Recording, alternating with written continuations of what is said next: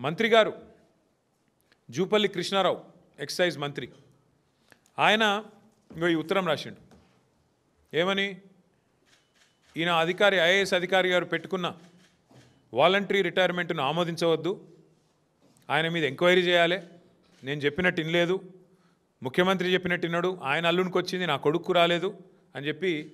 ఆ అధికారి మీద కక్ష తీర్చుకోవడానికి మంత్రి గారు రాసిన ఉత్తరం అధికారిని చివరికి తన వాలంటరీ తీసుకునే రిటైర్మెంట్ తీసుకునే పరిస్థితి తెచ్చింది తప్పుడు పనులు చేయమని అధికారులను ఈ రకంగా వాళ్ళని అవమానిస్తూ చివరికి వాళ్ళు విలువైన ఐఏఎస్ అంటే ఐపీఎస్ అంటే ఈ భారతదేశంలో అత్యున్నత స్థాయిలో ప్రభుత్వంలో ఉండే కొలువులు మరి వారిని కూడా ఈ రకంగా వేధించి మంచి అధికారులను కూడా పారిపోయేటట్టు చేసే ఒక అరాచకపు దండుపాలెం ముఠా అని మొన్న హరీష్ రావు గారు అంటే దాని మీద ఒకరిద్దరు మంత్రులు మాట్లాడినారు ఎస్ ముమ్మాటికి ఇది దండుపాలెం ముఠానే ఈ రాష్ట్రాన్ని నడుపుతున్నది దండుపాలెం ముఠానే దానికి నాయకుడు రేవంత్ రెడ్డి ఆయన నాయకత్వంలో ఇన్ని అరాచకాలు